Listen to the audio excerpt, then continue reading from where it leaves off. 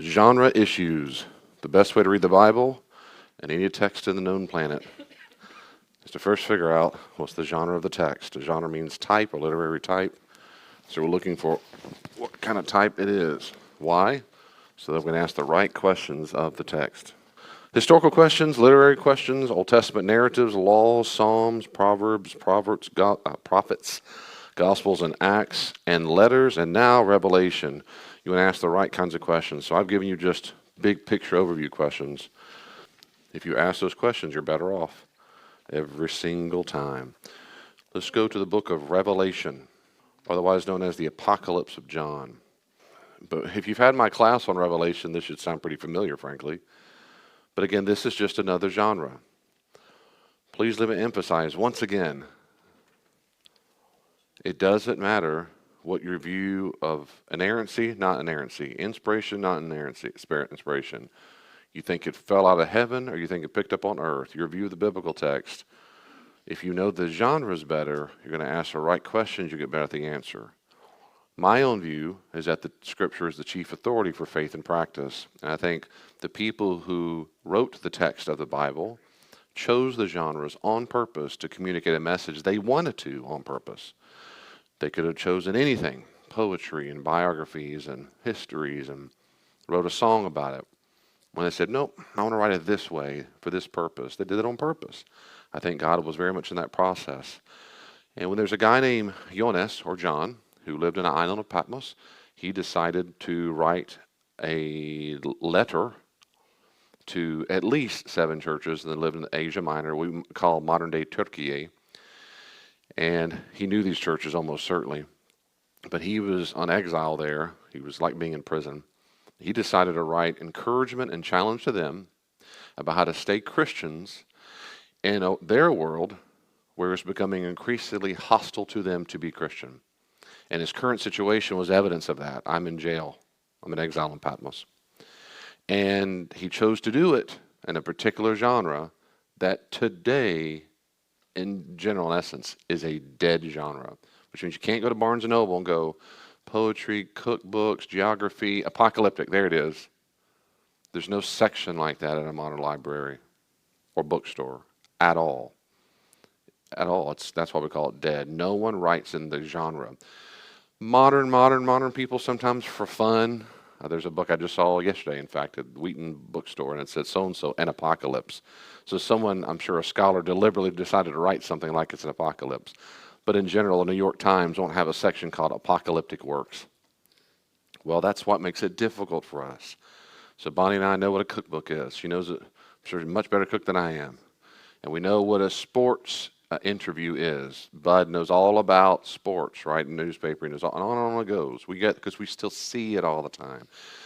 So if Bud and I were archaeologists and we found an old text that was 2,000 years old and you start reading it and it said, so-and-so took on the blah, blah head force. They're ranked 7 in the division and da-da-da.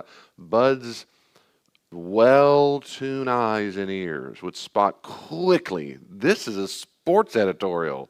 How do you know it, Bud? That's what I've spent my whole life doing and other things. But believe me when I say, if this isn't a sports editorial, I don't know what it is. Is it a cookbook? No, it's not a cookbook. No, look what he's saying. And then they destroyed Dallas Bucks at the book. Yes, man, it'd be so clear as day. And I'll say, Bud, would you come to our church and give us a conference on how to read sports events editorials? Yes, that's all I know how to do. Here's how you should read it. So when they say they destroy them, why would they be so mean to that team? Why do they deserve to die, Bud? Bud said, no, that's called hyperbole. They wrote that way all the time back then. We need someone who's read that literature, that genre a lot to help us understand their patterns of thought. And that's what happens with scholarship in apocalyptic literature. In the ancient world, many people wrote in what's called apocalyptic genre. But today, only certain people read those ancient works called apocalyptic works. People like me go to PhD, and you have to read these things. In fact, then you read all of them. There's a lot of them. And I had a class of PhD on apocalyptic literature. The first part is one semester.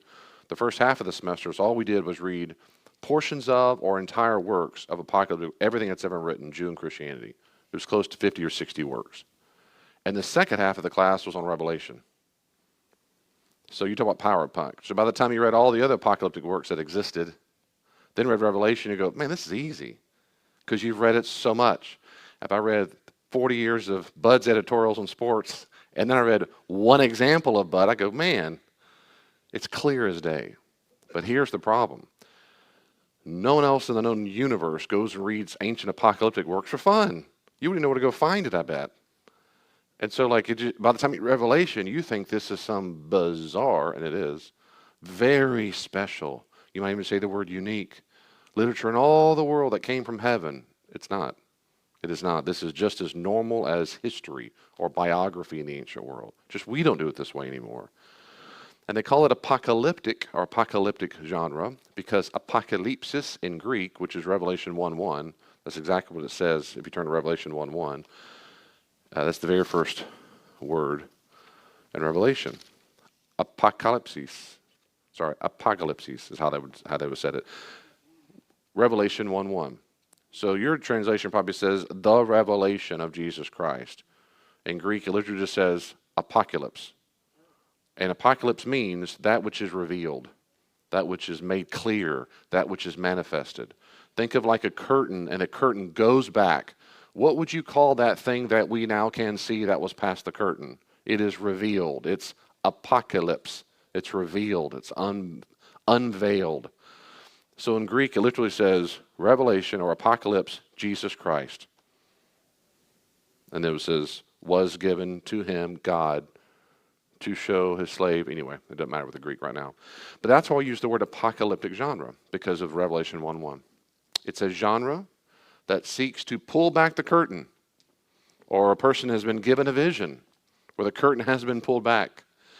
And all apocalyptic works come down to those two major ways. You're either, oh man, I get ahead of myself, but you're either seeing a vision of the veil of reality pulled back, or they go on a trip. That's it. So let's look at Revelation right now. We'll talk about that in general. Does that make sense so far to what I'm saying to you? That if you want to read all the other apocalyptic works, you can. Most of them, I think all by now, have been translated to English. And so there's a collection of, you can just read a whole, like Reddish is the classic one. A guy, scholar's name, his last name is Reddish.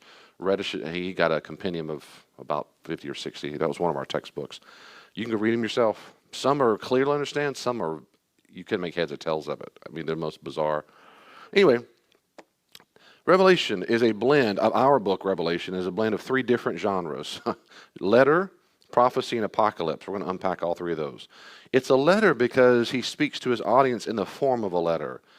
He does. He starts out to the churches of Asia Minor. Look in verse 4, 1:4. John to the 7 churches that are in Asia. That's standard epistolary framework or letter framework, which we talked about the last 2 studies. Whenever you say, my name is David, I'm writing to the church at Kiwani, and welcome, and God be grace to you. Oh, it sounds like a letter. That means he's writing to actual churches in Asia Minor at the end of the 1st century. Letters are not fairy tales. This would have been a letter that real human beings in modern-day Turkey, in ancient Asia Minor, would have, well, they would have been read to them. So that's the first thing is, John is writing to real people in the real world. He's not writing to churches here. He's not writing to America. He's not writing to Europe. He's not writing to the Roman Catholic Church. Not writing to, they don't exist. He's writing to churches he would have known. And he thinks he's a prophet. He writes a prophecy. And all through the text, he'll say things like, to the other prophets. He doesn't think he's John the Apostle. And that's a common misconception. He never calls himself that. He never thinks that he is. If that makes you nervous. Jonas in Greek, John, is a common Jewish male name. So we shouldn't get wrapped up in that. His name was John. We just don't know. It was John the prophet, we'll call him, because that's what it should be called. Anyway, so he certainly is a letter because it's written to real churches. If you look at the bookends of the document, it sure reads beginning and end.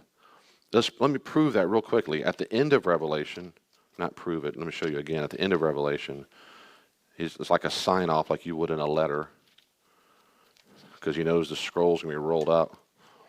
And that's verse 18. Sorry, so it's 22:18. 22:18.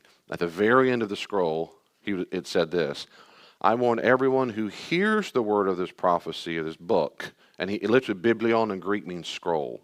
You can say book, but it's literally scroll. Everyone who hears the prophecy of this scroll, if anyone adds to them, God will add in the plagues described in this book. If anyone takes away from the words of this scroll, of this prophecy, God will take away his share in the tree of life and the holy seal, which is described in this scroll. And that's a warning, obviously, to the person who is speaking this message to the churches. So if Jennifer is sent around to read this apocalypse from David the prophet, and she decides to go, you know what, I'm feeling inspired myself. Let me add a few words, that church at Ephesus. Or, he got a little too hard on the Philadelphians. Let me just scratch that part out. He says, curse on you. So it's a letter. Now, why would they do such a thing? Because people did it in the ancient world. They did it in the ancient world. When I gave you, there's no email that went straight to the sender. You had to roll up a scroll that you wrote. You might have spent a lot of money on, or someone else spent a lot of money on it. You gave it to Kathy, and you go, see ya. You hope that what I gave to you is going to make it to the church. If you trust it, if you paid a person you didn't know, there's no guarantee. You have a little more trust. Since I know and trust Kathy, it's probably going to make it just fine. And that's what you try to either have a friend who took your parcel, your mail for you, a friend. If you had to pay for it, And even if it's someone you trusted, what if they got real, quote, inspired themselves? I know what David really meant here. John's like, don't touch it. Just give them the message. And I've heard sermons use that text to say the entire Bible can't be changed. It's absolute nonsense.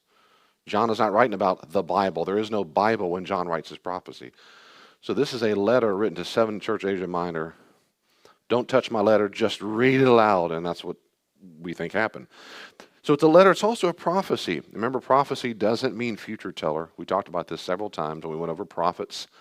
Prophets is someone who just speaks for God. A prophet is someone who speaks for God. He thinks he is a prophet. He says in 1:3, right, in 1:3, blessed is the one who reads aloud the words of this prophecy. And you look in 19:10 and 22, 18:19, as I said before, he mentions himself alongside us and the prophets. So he thinks he's a prophet. Again, he's speaking to encourage and admonish actual churches in Asia Minor at the end of the first century. It's a word from the Lord. Now, it's true in the book of Revelation, he does speak about some distant things. But if you look carefully, it's only at the very, very, very end of the letter he does so. And even then, we're not convinced they're distant. John seems to think this stuff is right around the corner. It hasn't happened yet.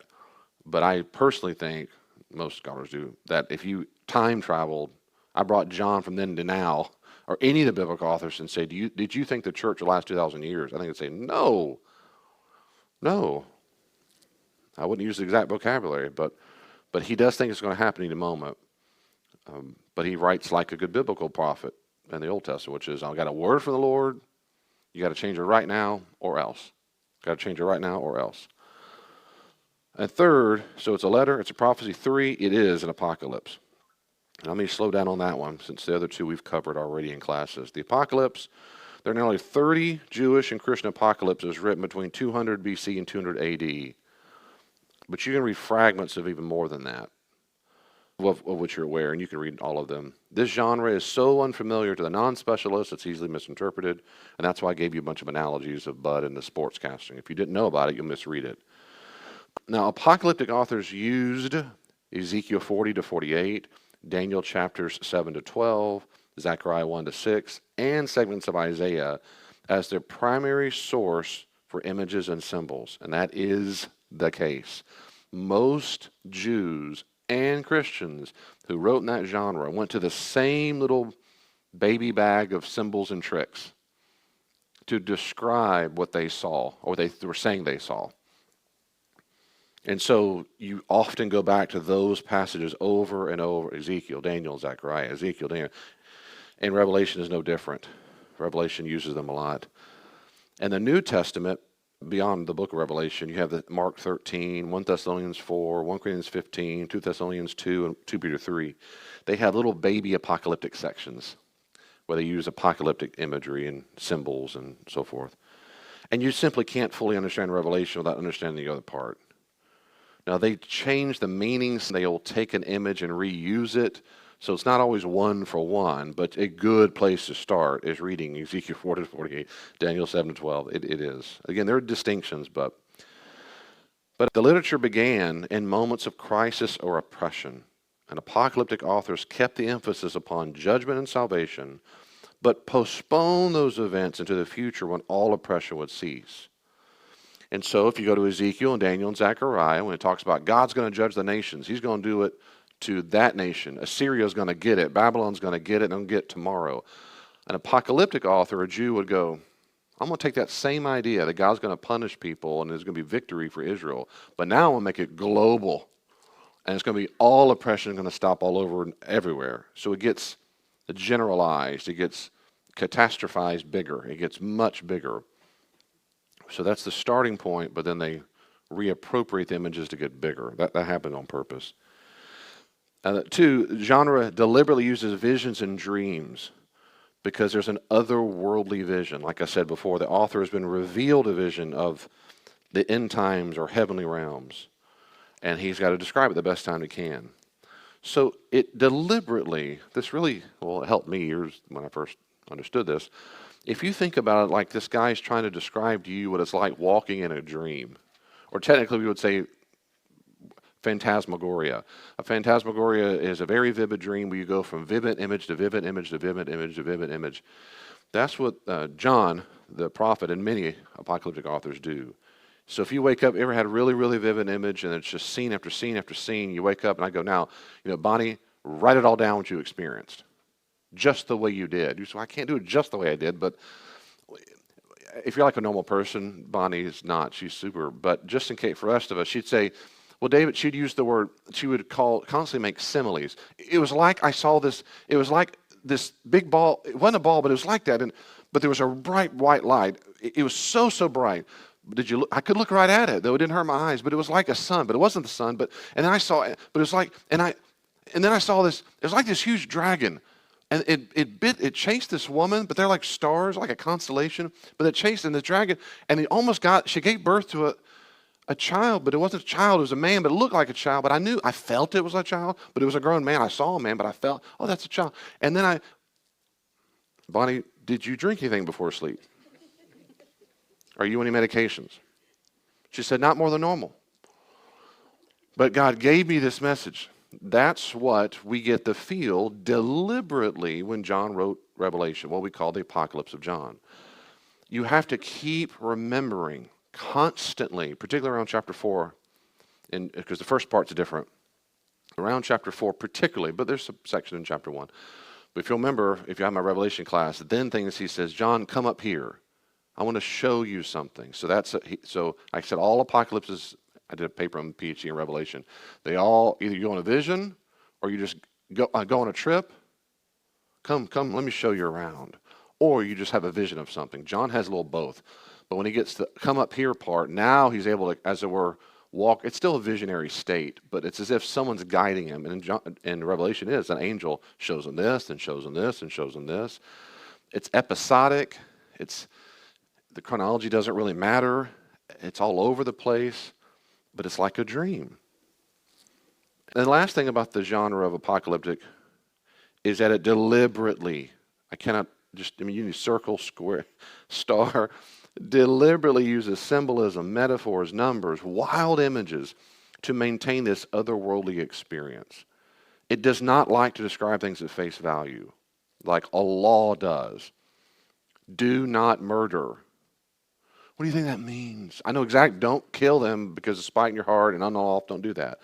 Biography is different too. This deliberately likes hyperbole and numbers and symbolism.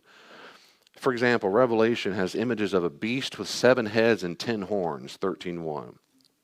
Now in scholarship, we know exactly what he meant by that. And what he did not mean by that was a beast with 7 heads and 10 horns. That's not at all what he meant by that.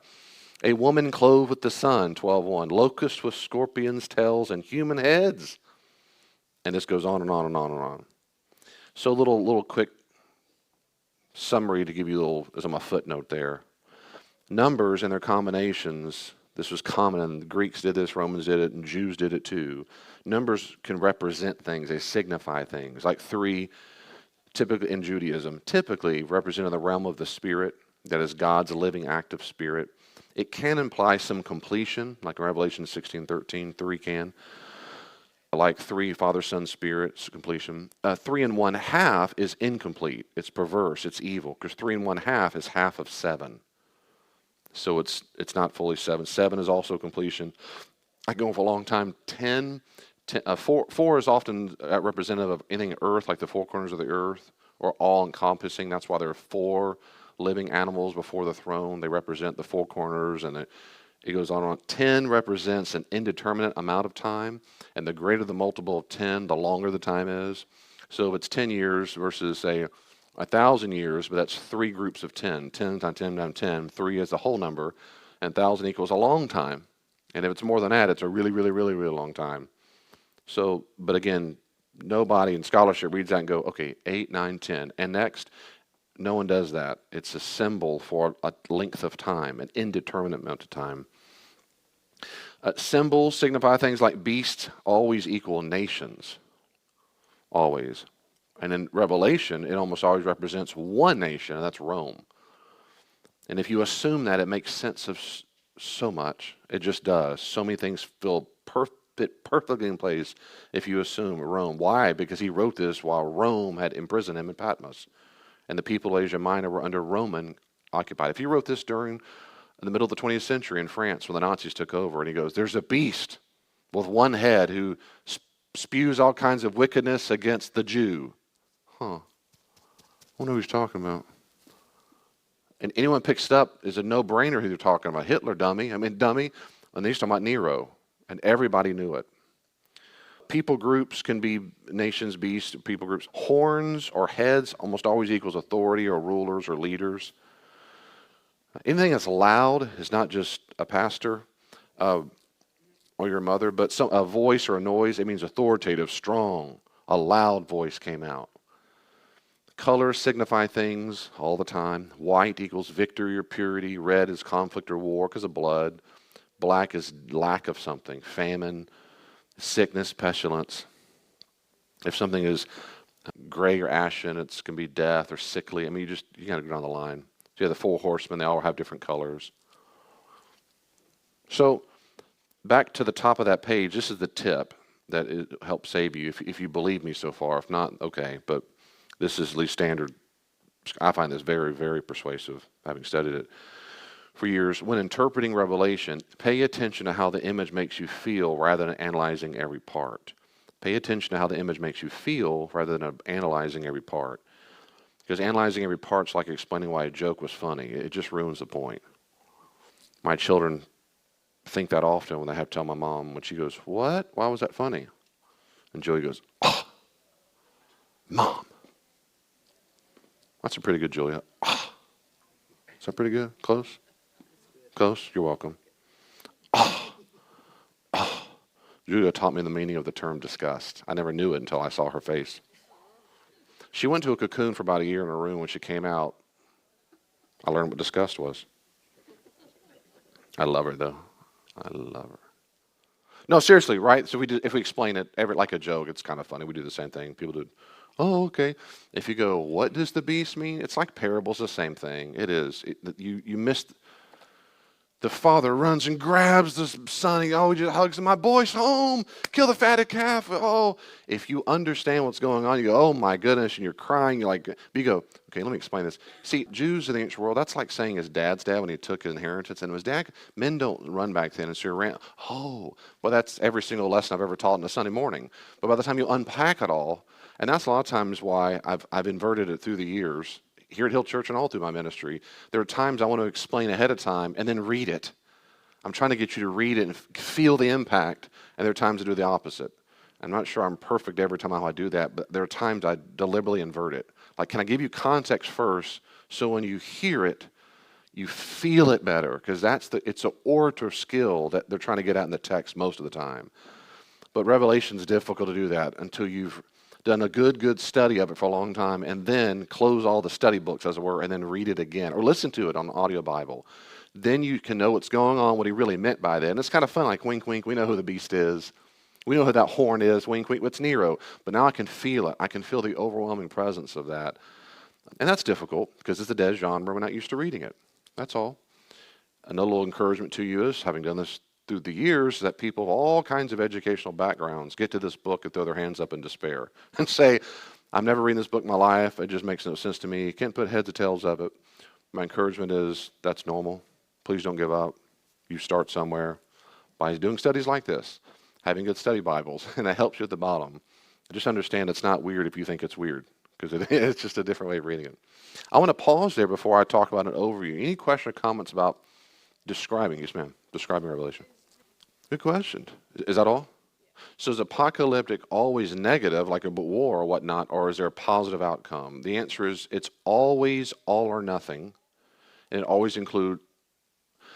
Now, this has been years since my PhD class. I don't know if every apocalyptic work always has both, but most do. Most have, if not all. I know Revelation does. Those two components get combined.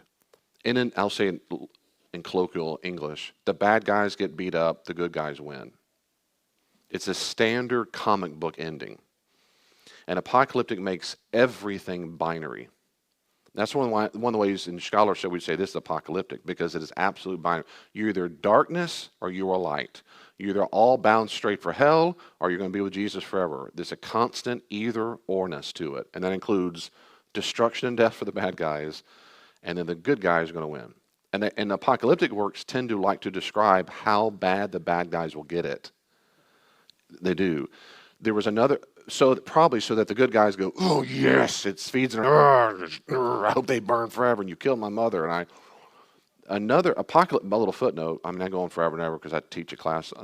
An apocalypse, I don't mean to go on forever, but the apocalypse of John took a long time to be canonized, that is included in so-called inspired texts of the scriptures, in the Orthodox Church until about the 8th century. They didn't put it on. They went back and forth for about 800 years of whether or not they wanted the Apocalypse of John in their Bible. Almost 800 years. They preferred a different apocalypse, the Apocalypse of Peter. And one of the reasons seems to be because in the Apocalypse of Peter, there's a lot more vivid description of what happens. They are tormenting in hell and burning and on and on and on. But they had different visions of that. So it depends on the church you went to, whether or not you wanted to hear them burn. But more that you asked in all that. But yes, they do. It's all or nothing. And it's typically bad with some good for the good guys. And that's the call. The battle call is to encourage those to stay faithful. Stay faithful. They're going to get it. Justice is coming for them. Stay faithful, stay faithful. Revelation is no different. He'll say, I used to know the number, I don't know, 26 times or something. Whoever has ears to hear, let him hear. This is a call to the faithful, a call for the be faithful. He says it over and over. He says the call to endurance of the saints. You've got to stay true. And he makes you wait for it over and over until he finally gets to chapter 21. Then all of a sudden, now we see what we've been waiting on. Then I saw a new heavens, a new earth. What about Apocalypse? X-Men Apocalypse is pretty accurate. Yeah, that's right. Yeah, technically speaking, yeah, there are apocalyptic themes in modern comic book Marvel or comic book genre. Yeah, a clear bad guy, like the old Superman comics. Not so much now. We try to have the twisted, like the Captain America, the good guys are really the bad guys, and they're really with Hydra or whatever. And all. No, but anyway, the old school, it was bad guy, and that's apocalyptic literature is always that way. Yes, ma'am. Yes, sir. Bud, did you have something? Yes. That's correct. So back on page 1 where it says, John considered himself a prophet, he was not an apostle. Yes, sir. Yes, sir. Like I said earlier, that there's no evidence that the John who wrote this document is John the apostle. There's no evidence for it. It could have been, logically could have been, if it was John the apostle, he would have been very old by this point, like in his 90s, which would have been amazingly old for this time period. The average life expectancy at this time may be 60s if you have a good long life. So 90s would have been like Methuselah to them. So it's very unlikely that it's John the apostle for that reason alone. But the main reason is he never calls himself that. He considers himself a prophet, not an apostle. 2, most early church fathers didn't think this was written by John the apostle. Some eventually thought, they started lumping them together, but early church historians didn't think so. They could all be mistaken. It could be John the apostle, but there's no reason to think that. Yes, sir. Like I said, John was a fairly, if I remember, it was something like the fifth most common Jewish male name around there. It was a common Jewish male name. We also have John who wrote John 1, 2, 3, John, right there. He calls himself there John the Elder. I, the elder, write to you. He calls himself the elder. And so, and this gets complex, but some people might think that John the Elder is also the prophet here. Some think that John the Elder is the same John the Elder who either wrote or under his authority was written the Gospel of John, but scholars debate all that all the time. The problem is the name John is just common, right? It's just a common name. So it might be two or three different Johns in our Christian heritage. John the Apostle, John the Elder, John the Prophet. They might be three different people. Yeah, we just don't know for sure. It doesn't matter. It doesn't matter to most people. It might matter to you. I've met people for whom it matters a lot. If it's not John the Apostle, why even believe it? I've heard that. I don't find that persuasive at all. Because my response is because the text doesn't say that. See, but I'm different though. I mean that. I'm different. I don't, as far as I can help it, I don't come to the text with my mind made up. I come to the text because I think it's authoritative. So if it never says, I'm John the Apostle, my question would be, then why do you think that? And they're going to say something on the lines of, because I've heard and read, I've had dialogues about this, but if it's not the apostle, then it's not authoritative. You got to be an apostle of Jesus or else. To which I'd say, that's fine, but where did you get that from, a Bible verse? Is there a Bible verse that tells you have to have that view? And they're going, no, it's just my view. Okay, I mean, you can have your view. Just I don't find that persuasive. I think it's persuasive because it's in the text. He is a prophet of God, and I will listen to it. He called himself Timmy. I mean, what difference does his name make to me? But respectfully, we have different views. But certainly in scholarship, no one cares if this is John the prophet or John the elder or John they care, but not for authority purposes. But some do. For some, it's a big, big deal. So my only point right now is to be real clear one more time before we move on. When I said not an apostle, I'm being very clear. I mean in the document, when he calls himself John, he never assumes or says that he is an apostle. In fact, when he even references the apostles, he says the apostles, not us. So I'm talking about within the document. He never says, I used to travel around in Galilee with Jesus. Like Peter assumes that, right? 1 Peter, particularly, he'll say that, and 2 Peter, he'll say, I was with him. The transfiguration. Well, that's different. Now, maybe he's delusional or a liar, but that's what he says in the document. Here, he never says he's an apostle. So, good. Hopefully that's helpful. Anything else about that? So these are just overview of this. And at the very end, I'm going to give you some books you can go read for further inquiry to help you. Okay, here's the other thing, is that understanding time. Apocalyptic literature, I still say that too quickly sometimes, is not concerned with giving a detailed chronology, contrary to nearly every popular interpretation. If you're a dispensationalist, it is. If you follow John Nelson Darby, if you've ever used or heard the word rapture, premillennial, postmillennial, amillennial, you've been taught dispensationalism. That's a kind of reading these texts. And if you want, we can talk about that some, maybe in a moment. Maybe if we have time at the end, I'm happy to talk about that. If you're a dispensationalist, you do read these texts that way. And that is okay, and they might be right. Every scholar in the world disagrees with them, and I'm one of them. Because in the genre of apocalyptic, when you read all the other apocalyptic works, you realize they do not care about that. That's not how visions and dreams work. And every interpretation I've seen that tries to force revelation into a schema, to me, does not persuade at all. And this is standard. I'm not saying therefore it's true, but this is standard scholarship. You can have your own view. So my view is that this is like a vision. So, in fact, I like Charles Talbert. The next part is an outline. Charles Talbert was a professor. He's since died. He was one of my professors at Baylor and PhD, and he's the guy that taught me the class in apocalyptic literature. And I disagree with him a lot, but on this one I agreed with him a lot, so I like his book and his outline. And Talbert and others came up with an analogy, because that was one of his specialties. Revelation is like a multifaceted diamond or an object you keep turning. I'm going to describe it this way, and then I'm going to turn it, and I'll describe it another way, and I'll turn it again, describe it this way, and I'm going to turn it. You're describing the same event from different ways of getting at it. And technically speaking, in the ancient world, that's a literary little feature is called recapitulation. It's when you restate something a little different way, but you're talking about the same event. And I'll describe this here. So the first part is like that letter I told about, the prophet's call and the letters to 7 churches. So that's a prophetic letter. Then in chapter 4, things change a lot. Now he's going to give 7 visions describing the same shift of the ages. And if you read it that way, in my view, it makes a lot of sense. And so you have an opening scene in heaven, then you have the 7 seals. He gets all the way to 8:1. So just real quickly, go to 8:1, and you'll see that he does this. If you go to 8:1. And then 8:1, he says, when the Lamb opened the 7th seal, there was silence in heaven for about half an hour. And that's just because the angel needed a pee break, right? Thank you for laughter. So, okay, and clock. Now, that's what anybody does who doesn't know apocalyptic literature. They go, what happens in 30 minutes? I wonder what happens in 20. Why wasn't it 29 minutes? 28. When you read apocalyptic literature, you go, no, you've misunderstood completely. That's like asking what butterflies in your stomach. The point is 30 minutes is just a short blink of a time. But there was a pause and quiet. Now, why is it quiet? Silence probably because, this is a long story, but I'm getting somewhere else, because there was a common Jewish belief that right before creation, it was completely silent. And so it's a way of saying there was absolute silence, like primordial silence.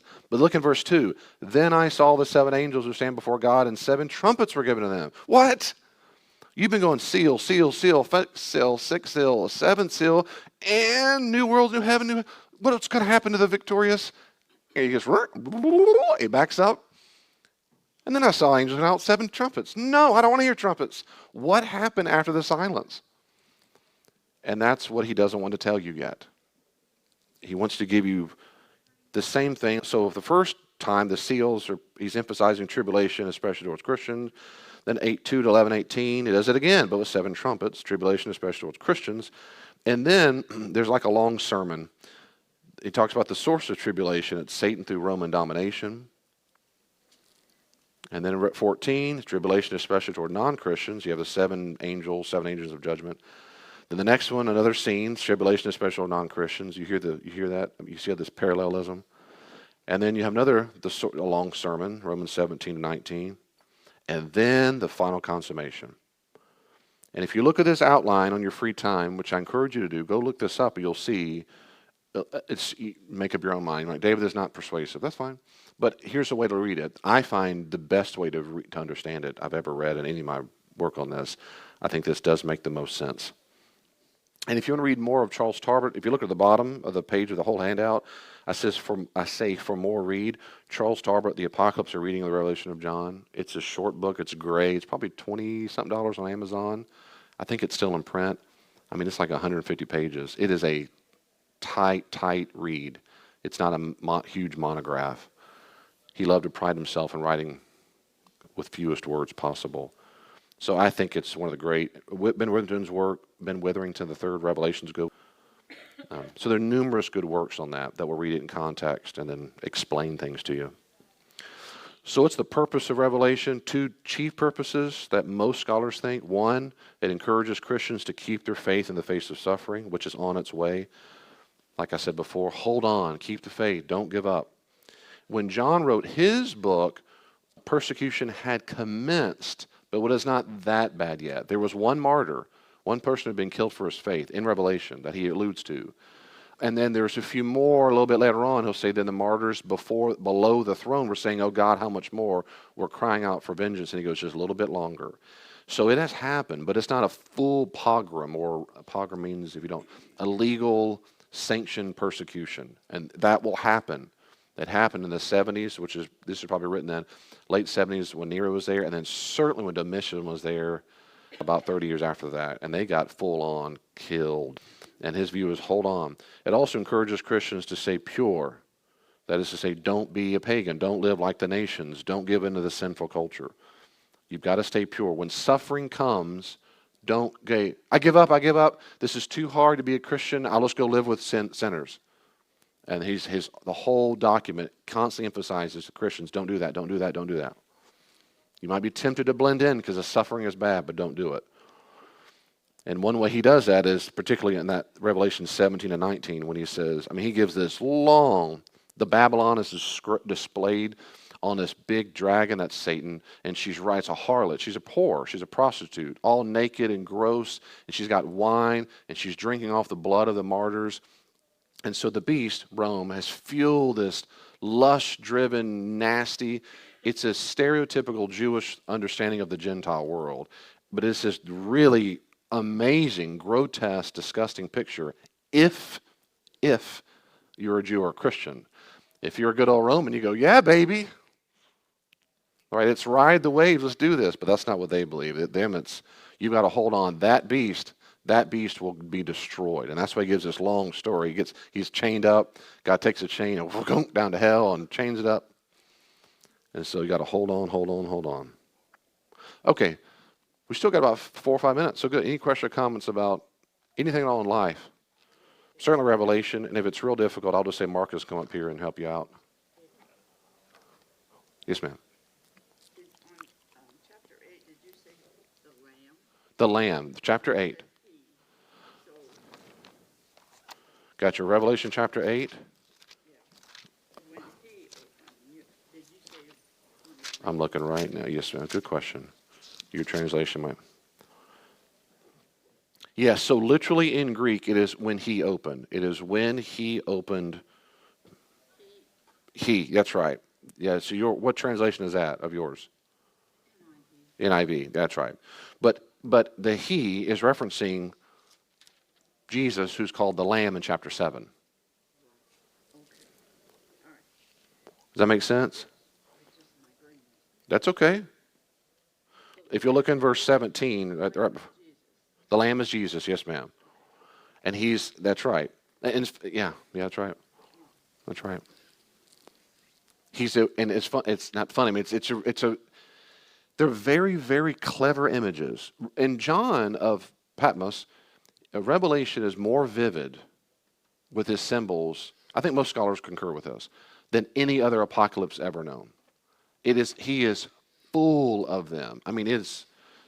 It's amazing how much. But the idea of a wounded lamb on the throne of the cosmos, amazing. He's the Lamb who takes away the sins of the world, right? According to John the Baptizer, at least. So this image of a wounded lamb who also has a throne. He has what will be in English called a crown, a diadem crown. So it's the royalty crown. So this image of a wounded lamb that's all wounded is now ruling over all people. But if you're a Christian, you go, whoo, that's good stuff. Because that's the one who died for me. We know it's Jesus, but he never says Jesus.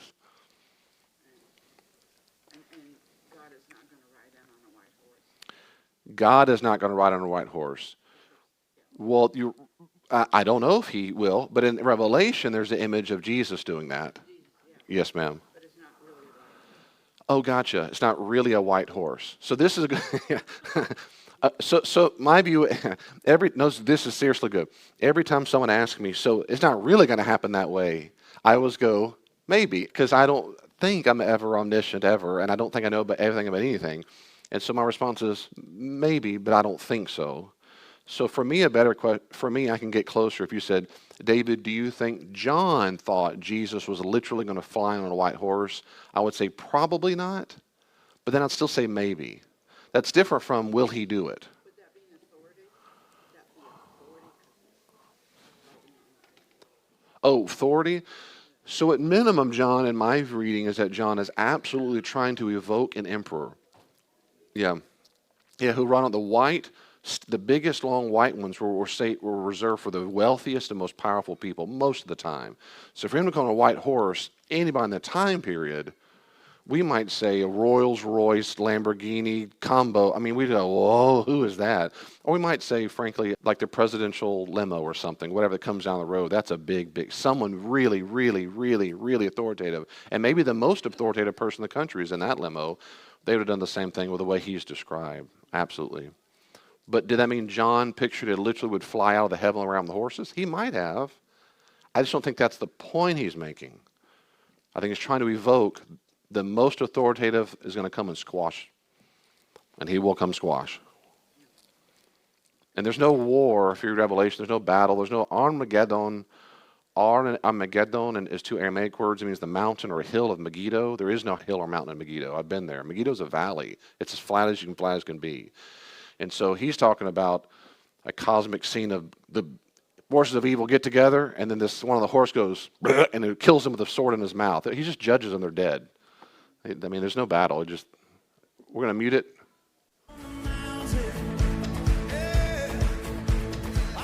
So yeah, and he ends the text. Jesus is never, ever, ever, ever threatened. There's no scary war. Every time the bad guys come to do something, you're dead. The first time he sends out fire from heaven. The second time, well, that's the first. Second time. Then yeah. Good. Any questions or comments about that? Anything else? Anything? Well, I hope at least piques your interest. If you go on Hill Church's Facebook page, if you look under videos, I have a playlist. I think it's still there. If not, I'm happy to help you. There's a playlist, I think, when I taught Revelation here 3 years ago, 2 or 3 years ago, and I went through, it was about a 6-week study on that, and I'm happy you can just watch it, and if you have any questions or comments or profound disagreements, let me know. Let's talk. Teach me your ways. I want to get it right, believe me. So I mean it. I mean it. I mean it. If not, let me say a prayer for us. Thank you, Lord Jesus, for the opportunity once again to try to understand your scripture well. And I think I can speak for all of us involved when I say we are very grateful that you will ride on whatever it takes to make sure that the world sees how victorious you are. You are the chief authority. Please help us surrender to you as the chief authority.